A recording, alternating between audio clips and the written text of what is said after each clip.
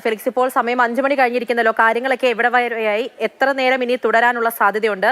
ഒപ്പം തന്നെ ഡ്രഡ്ജർ എത്തിക്കാനുള്ള ശ്രമമാണല്ലോ ഇനി നടക്കുന്നത്. തിങ്കളാഴ്ചയോടെ എത്തിക്കുമെന്നറിയുന്നു. അതിനുള്ള നീക്കങ്ങൾ എങ്ങനെയാണ് ഇപ്പോൾ അവിടെ?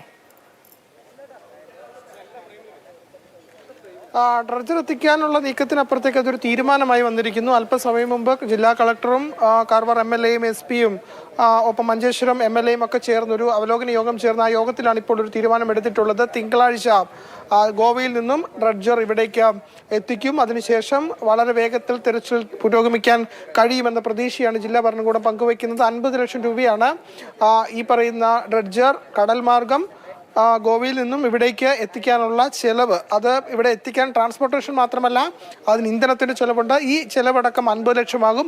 ആ തുക മുഴുവൻ ജില്ലാ ഭരണകൂടവും ഒപ്പം തന്നെ MLA വഹിക്കും എന്നാണ് നമുക്കിപ്പോൾ മനസ്സിലാക്കാൻ കഴിയുന്നത്. അങ്ങനെ അതിലൊരു തീരുമാനം വന്നിട്ടുണ്ട്. ഇനിയിപ്പോൾ തിങ്കളാഴ്ചയായിരിക്കും ഡ്രഡ്ജർ എത്തിക്കുക. അതിനേക്ക് ഒരു കാലതാമസമുണ്ട്. അതായത് ഇന്നിപ്പോൾ ബുധനാഴ്ചയാണ്. ഇനിയും നാളെ സ്വാതന്ത്ര്യദിനമാണ്. നാളെ തെരച്ചിലുണ്ടാവില്ല. അതിനുശേഷമുള്ള ദിവസങ്ങളിലൊക്കെ തന്നെ നേവിയുടെയും ഈശ്വർ മാൽപ്പയുടെയും ഭാഗത്തു നിന്നുള്ള മുങ്ങൽ വിദഗ്ധരുടെ തെരച്ചിലുണ്ടാകും. അതേസമയം ഡ്രഡ്ജർ എത്തിച്ചാൽ മാത്രമാണ് പൂർണ്ണതോതിൽ തെരച്ചിലേക്ക് പോകാൻ കഴിയുക. അത് തിങ്കളാഴ്ച മുതൽ ആരംഭിക്കും എന്നൊരു തീരുമാനത്തിലേക്ക് എത്തി എന്നതാണ് ഏറ്റവും പ്രധാനപ്പെട്ട കാര്യം. ഒപ്പം തന്നെ ഇപ്പോൾ ഈശ്വർ മാൽപ്പ ഇപ്പോൾ നേരത്തെ അദ്ദേഹം ഭക്ഷണം കഴിക്കാൻ പോയി. അതിനുശേഷം ഈ അവലോകന യോഗത്തിൽ ഈശ്വർ മാൽപ്പയും പങ്കെടുത്തു. അദ്ദേഹം ഇവിടെ എത്തിയിട്ടുണ്ട്. അല്പസമയത്തിനകം അദ്ദേഹം ഈ തെരച്ചിലിൽ ഭാഗമാകും.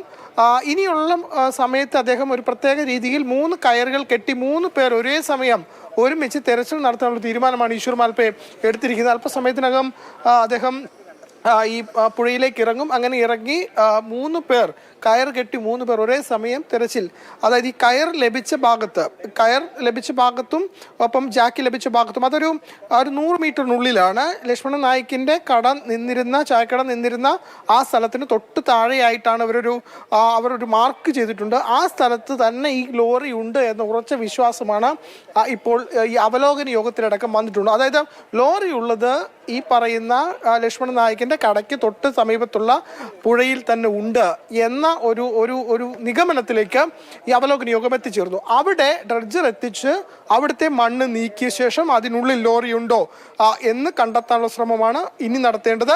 അപ്പോൾ അത് മണ്ണ് തിട്ടയായി, അതായത് വലിയ രീതിയിൽ മണ്ണും കല്ലും മരവും ഒക്കെ അടിഞ്ഞുകൂടി അവിടെ ഒരു ചെളിയല്ല, അതിനപ്പുറത്തേക്ക് ഒരു തിട്ടായി ഉറപ്പുള്ള മണ്ണായി മാറിയിട്ടുണ്ട്.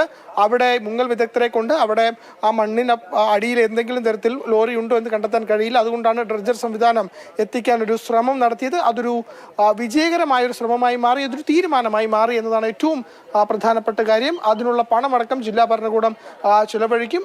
അത് ചിലവഴിച്ച് ഇവിടെ എത്തിച്ച് ശേഷം വളരെ പെട്ടെന്ന് തന്നെ ഈ തെരച്ചിൽ പൂർത്തീകരിക്കാൻ കഴിയുമെന്ന പ്രതീക്ഷ തന്നെയാണ് ഇപ്പോൾ ജില്ലാ ഭരണകൂടവും MLA അടക്കമുള്ളവരും ഇപ്പോൾ പങ്കുവയ്ക്കുന്നത്.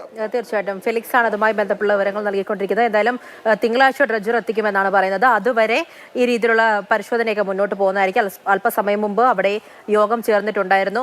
അതിനുശേഷമുള്ള നിർണായക വിവരങ്ങൾ കാർവാർ MLA ഉൾപ്പെടെയുള്ളവർ പറഞ്ഞിട്ടുമുണ്ടായിരുന്നു. ഈശ്വർ മാൽപ്പയും ആ യോഗത്തിൽ പങ്കെടുക്കുകയും ചെയ്തിട്ടുണ്ടായിരുന്നു.